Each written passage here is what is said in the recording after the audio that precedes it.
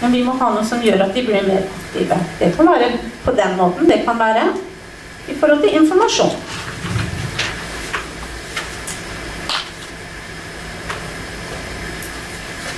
Vi skal prøve ut løsninger i minimum 25 hjem gjennom 2013.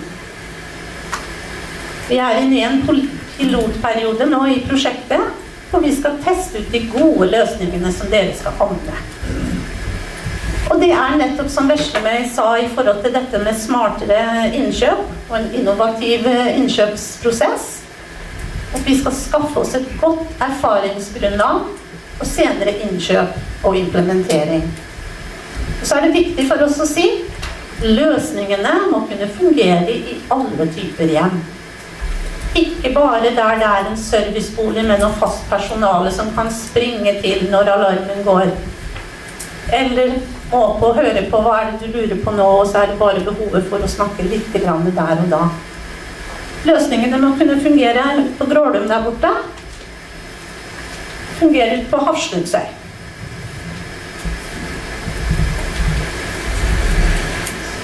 Bring your own device, det er et nytt uttrykk som har kommet. Det bør være mulighet for å knytte flere typer utstyr, teknologi til et system som kan videreformidle informasjon. Nå er ikke jeg noen teknolog, men som jeg har skjønt, at det må være åpne, standardiserte protokoller i forhold til forskjellige duppeditter.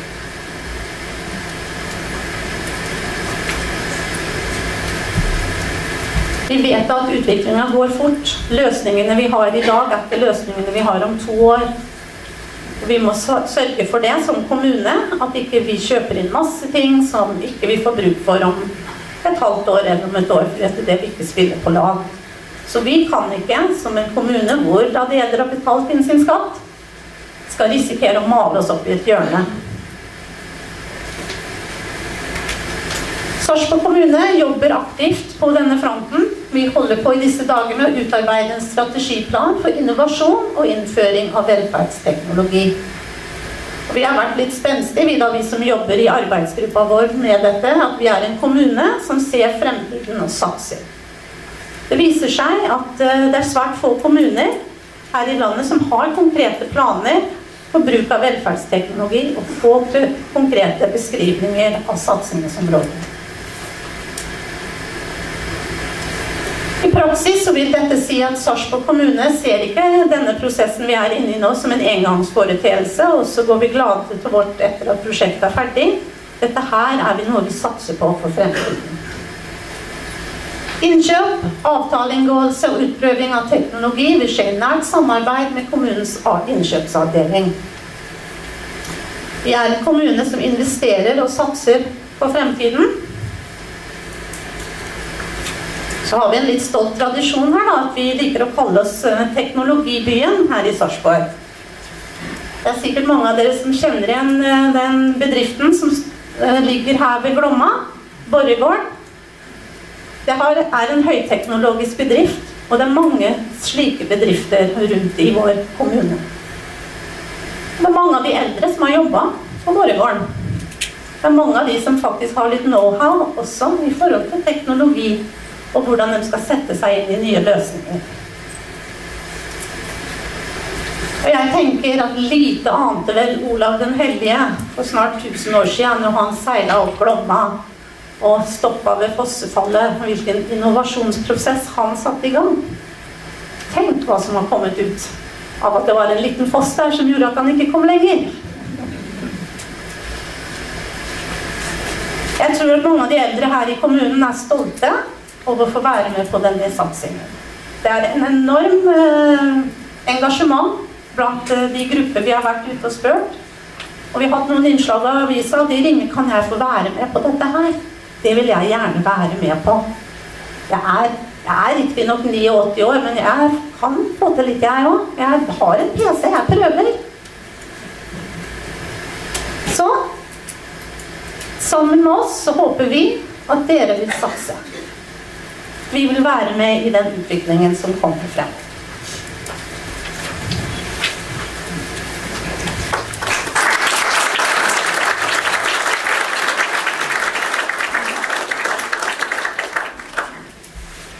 Da det en mulighet for å stille spørsmål. Det noen som...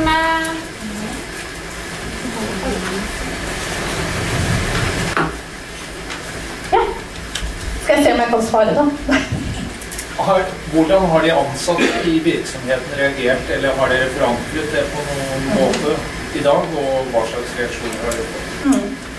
Vi jobber kontinuerlig med de ansatte i kommunen. Vi har andre prosjekter som går på mer administrative verktøy, som de i gang, de også, med å lære seg å bruke teknologi. Vi skal også nå, i forbindelse med at vi har denne dialogkonferansen, fortsette med fokusgrupper for de ansatte, hvor vi kaller inn de ansatte, og hvor de kan fortelle litt om sine behov og sine utfordringer. Nå jo mange av oss som har jobbet i prosjektet her vel kjent med tjenesten og har jobbet ut i det selv, så vi nok ganske godt kjent med utfordringene, men det klart verden går fremover. Men vi kommer til å ha gruppemøter videre med ansatte, og vi bruker mye tid på å informere både på ledernivå og nedover i rekkene i forhold til deres behov og utfordringer. Jeg vet ikke om det var svar på spørsmålet? Ja. Da det første rad, og så har jeg registrert en på rad 2. Og med de pårørende, har jeg fått en dialog med de pårørende? Vi har ikke fått invitert inn pårørende ennå til fokusgrupper, men vi har hatt ute litt sånn liten mini-undersøkelse i forhold til å registrere hvor mye pårørende henvender seg. Nå har ikke jeg akkurat tallene på det, men vi ser jo det at det mye henvendelser til sonekontorer, til virksomheter på det. Jeg glemte å si litt om det i stedet når det gjaldt responsmottaker. Det behøver ikke være bare vi i kommunen. Det kan være noe som går direkte til pårørende. Det kan være noe som går til nabo. Så her det mange muligheter. Men det klart at pårørende en stor bit, fordi at de bekymret for hvordan det med mor og far, eller tante eller onkel, hvordan har de det i dag. Så det absolutt en veldig stor gruppe som vi må trekke inn enda mer i prosessen videre. Det nevnes Bring Your Own Device i presentasjonen, og da bare lurer på hvilke tanker man har gjort rundt eierskap av teknologien. Så at hvis du tenker deg et hjem som utstyres med en del sensorer og en tablet for eksempel og så videre, hvem det som skal eie? Har man noen tanker om det, om det brukeren eller om det kommunen? Godt spørsmål. Det må si man lurer på hva man skal svare. Jeg tenker at det kanskje kommer til å bli litt todelt på sikt. Brukergruppene i dag, som etter hvert raskt nå blir over 80, de kanskje ikke de som ute og kjøper seg noen teknologi, men jeg vet jo hva jeg kommer til å gjøre om noen år. Det jeg tenker for kommunen, som går litt med strategiplanen vår, så at vi skal være en tilrettelegger for at du kanskje skal kunne komme med din device og koble deg på vårt opplegg. Tenk litt på finansieringsmodellen også, for at det koster siden av det. Faktisk så uttalte flere eldre i gruppene som vi hadde at så bare hvis du kunne få kjøpt den, så gått og kjøpt den. Så det var faktisk en del som sa det, og så vet vi det at det vil alltid være noen som faller igjen om det økonomisk. Så det klart, her må det bli et samspill. Så vet vi også samtidig det at NAV, som står for hjelpemidler, de faser ut mer og mer tilgjengelig teknologi. Så det blir brukeren ansvarlig for selv. Her tenker vi oss et samspill. Det klart at for en bruker å få en trygghetspakke fra kommunen, som kanskje koster, nå bare gjetter jeg altså, 50 000, la oss ta det som et eksempel. Det sparer Sarpsborg kommune for 550 000, hvis jeg skulle flytta den inn på et sykehjem. Det et lønnsomt regnestykke. Men det virker i forhold til det vi har sett i fokusgruppene, at eldre kommer mer og mer der at jo, jeg vil betale, og det blir en sterkere kjøpegruppe. Hører dere spørsmålet bakerst? Noen gjør ikke. Kan dere reise dere opp når dere stiller spørsmålet? Så har jeg registrert Dignio. Angående det første behovet du nevnte med tilgang på bedre informasjon, så nevnte du også dette med at det første behovet skal være en kommunikasjonsløsning mellom bruker og responskontakter.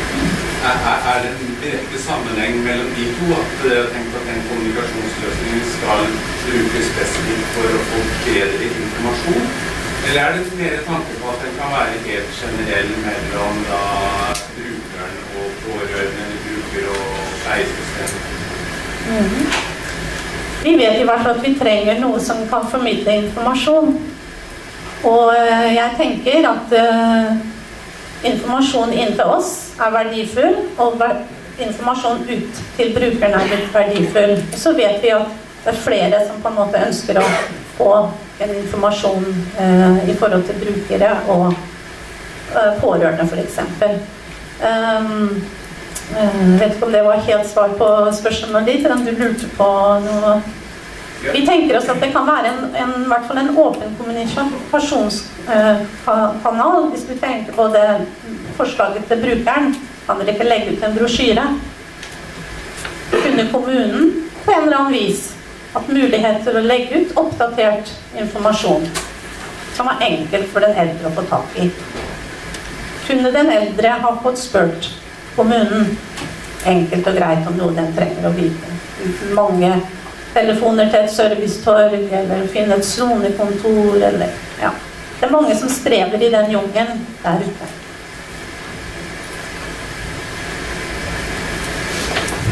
Vær så god. Ja, navnet Bekkevold, jeg kommer fra informasjonskontroll. Jeg synes det en veldig fin gjennomgang av disse problemene som du har gitt oss, men dere sier dere vil ha kreative anskaffelsesprosesser. Jeg lurer jo på, tenker dere å ta i bruk bare eksisterende løsninger, eller hvilke muligheter for å utvikle nye ting til større finansiering av noe som blir opplegget?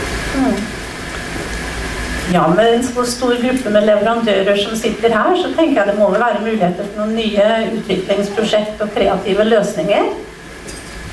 Eller tar jeg helt feil? Har vi bommet helt? Ja. Finansieringen i forhold til pilotperioden. Da det klart der må jo kommunen gå inn i forhold til innkjøp av de løsningene som vi ser dekker behovet i den perioden. Så der vil det jo gå på en normal måte i forhold til avtaleinngåelse og innkjøp.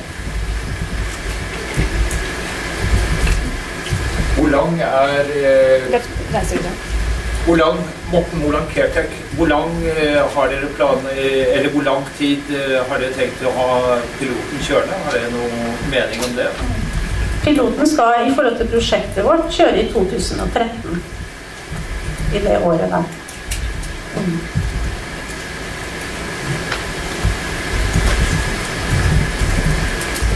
Da er det noen flere, så er det fortsatt. Vi har fortsatt tid hvis det er flere spørsmål. Nei. Ellers så vil som sagt representanter fra kommunene være tilgjengelig etter at vi har avsluttet programmet her også senere, hvis det skulle dukke opp noe. Nei. Ja, bara en fråga. Har du några speciella krav på de här brukarna som ska vara med i piloten? Ska de uppfylla några kriterier för att kunna delta, eller är det vem som helst som är inom ålderskategorin? Det vi har tenkt utifrån de fokusgruppemøtene vi har hatt, så det flere der som ønsker å være med.